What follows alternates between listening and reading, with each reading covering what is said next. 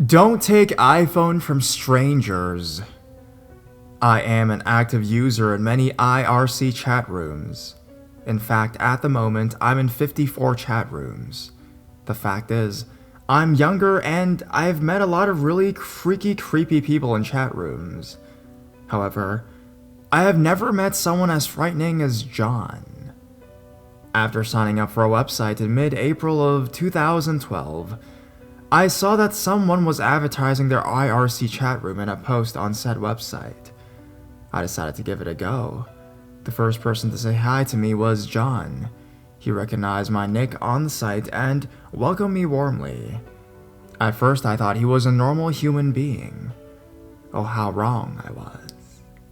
After talking for a little less than a week, he found out my last name. I only knew this as he tried to friend me on Facebook. I am not one to advertise myself online, so I went and chatted with him.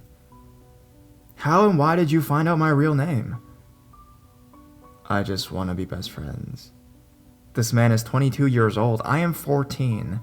Being extremely creeped out by him finding out my name, I ignored the friend request and blocked him from Facebook.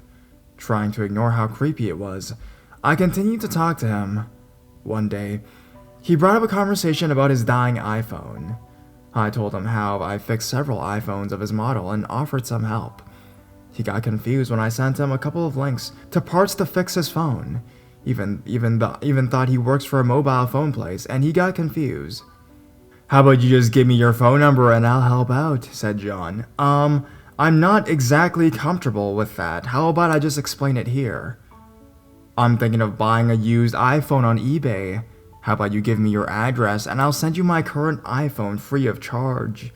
This should have clued me that he was trying to find everything out about me. I shrugged it off as if he was just trying to be nice. Again, I was wrong. I was then talking to another kid my age on RRC, Tony, who had given John his email, and also his home address. John has sent him a letter with blood on it. Very creepy, and is considered as biohazard. This is when I stopped talking to John. Somehow he found out my home chat room and my runaway chat room. He joined both and will not leave. In fact, I've talked to several other people from other IRC networks and they all think he's a pedophile due to the way he acts.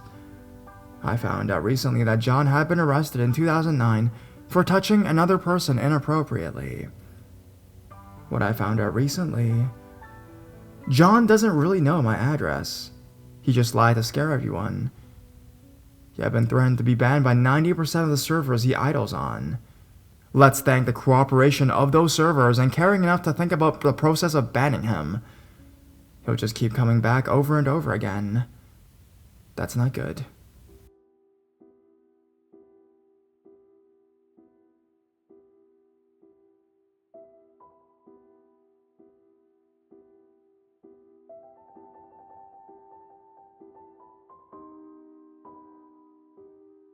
He approached my boyfriend and said he just wanted to borrow his cell phone.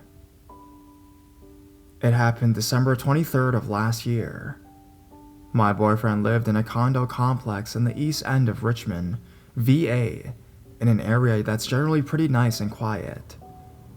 It was the afternoon and my boyfriend had gone off work a bit earlier than usual, so he was just milling about at home when he decided to go outside and check his mail. The unit's mailboxes were a block away from where he lived, so he had to walk through the complex to get there. His journey was interrupted by a man who looked lost. The man said his name was Jamal, and that he was looking for his cousin, and asked if my boyfriend knew which unit his cousin lived in. Jamal seemed a bit off, but appeared to be harmless enough. Of course, my boyfriend had no idea who Jamal's cousin was or where he lived. I mean, it's a pretty big complex, so he told him as much. Jamal then asked to borrow my boyfriend's iPhone to call his cousin, which he declined since it was completely possible that this guy would just run off with it. Jamal then asked that my boyfriend call his cousin, and he complied.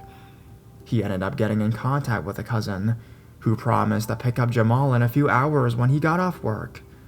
Jamal then thanked him and wandered off, and my boyfriend thought nothing more of the encounter. Later that day, He went off to Lynchburg, VA to celebrate the Christmas weekend and had no internet access the entire time. When we got back on Monday, the local news websites were buzzing about a double murder and child abduction on Christmas Eve. The story especially piqued my interest since it happened only a couple blocks from where my boyfriend lived, so I told him about it and showed him a picture of the suspect. He went silent and then stared off into space. Concerned, I asked him what was wrong. He said he recognized that man. It was Jamal, and that the very next day after their encounter, that guy had murdered 2 people in a drug-related robbery attempt, then fled the scene in an SUV and had a child in the back of it. Over the next couple days, we learned that Jamal had just been released from prison the day my boyfriend found him wandering around the condo complex, had a long criminal rap sheet, and had gone to his victim's house on Christmas Eve in search of drug money but ended up killing them instead. A few days later, the police found the missing child safe and sound in the SUV, abandoned in a cemetery literally down the street from my boyfriend's condo. I pressed them to call the Crime Stoppers hotline and give them a tip about Jamal's cousin, but that turned out to be unnecessary, as Jamal eventually turned himself in after several days of being on the run.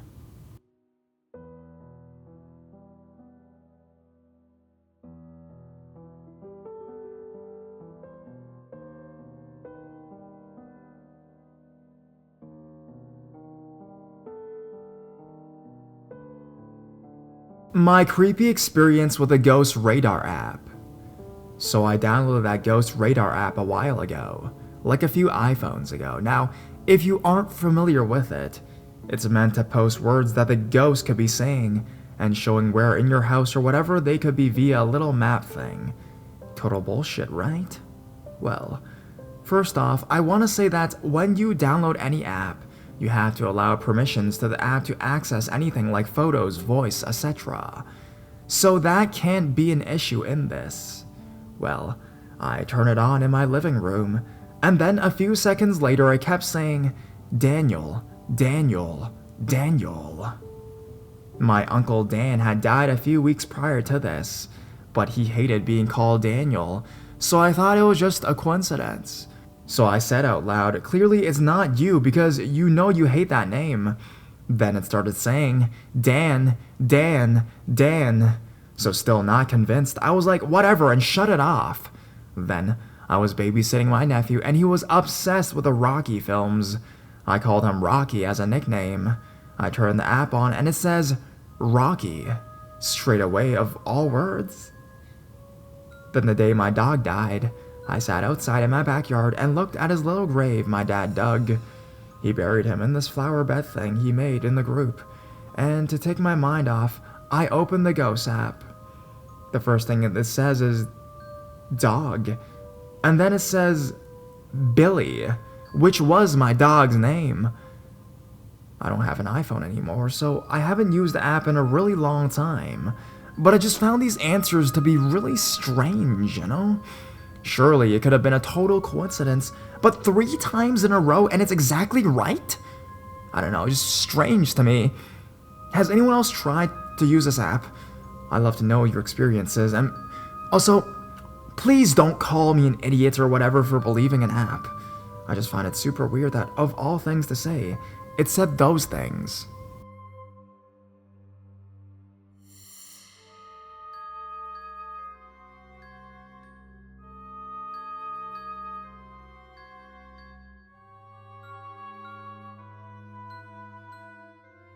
Technology on the brink.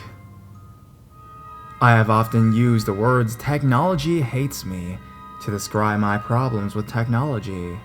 However, I am beginning to think that it is much deeper than that, and I was hoping to post my story here to get feedback from others who may share similar experiences.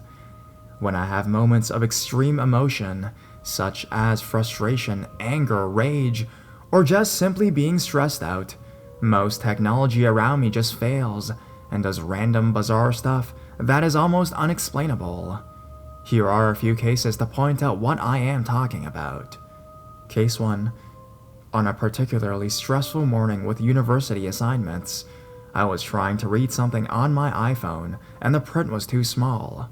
My partner said zoom in, and demonstrated on his iPhone how you make the finger motion to zoom in on the screen. I tried this at least a half dozen times, and it was like my phone was just frozen. It wouldn't do anything at all. I handed the phone to my partner, and he demonstrated how easy this was for him to do. However, as soon as the phone was in my hands again, it completely froze and wouldn't do anything. I handed it back to my partner and it worked fine. But again, when he handed it to me, it froze solid again. Case 2. I was in the university library trying to do some research and was rather frustrated and annoyed that I couldn't find what I was looking for. I asked the librarian for assistance, and she helped me to find a few resources on the library card catalog computer. I was trying to ask her where the books were located, and every time I pointed, I didn't even touch, just pointed at the screen, it turned blue and got all fuzzy, and started making white noise. When I would pull my hand back, it would return to normal. As soon as I would point again, it would turn blue and go fuzzy and start making white noise. Case 3. I was extremely frustrated and annoyed grocery shopping one afternoon. It was one of those days where everything I touched turned to pots. Everything I picked up I dropped or spilled. I went to go to the self-checkout to pay for my groceries. The first self-checkout I attempted to use scanned my first item, and where it was supposed to make a simple beep, began making a long drawn-out beep. And then, the screen went completely black. The lady came over and directed me to another self-checkout register. This time all I did was press start, and the machine gave me an error message that no one at the store had ever seen before. So I went to the third self-checkout, and this time when I scanned my loaf of bread, it made a series of beeps in rapid succession, and when I looked at the screen, I noticed it was entering my loaf of bread multiple times. I scanned one loaf of bread, and it counted 7 on the screen. The lady came and voided my extras off and stood by me as I scanned the next item, a bag of sugar, and again, it made a series of beeps in rapid succession, and then put several bags of sugar on the bill. Ultimately, I gave up and asked if I could go to the service counter to check out.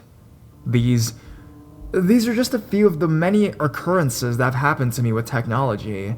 Everything from phones to televisions to computers and microwaves in the kitchen have failed me during times of extreme emotion or stress. Call it coincidence if you like, but I just paid for a new hard drive in my partner's computer because we were in a rather heated argument while he was playing a computer game. All I did was made a hand gesture towards him and the computer during our argument, and literally in that moment his computer just went completely black and started pulling all these weird symbols on the screen and would not start again. Does anyone else have problems with technology like this? If so, how do you handle it?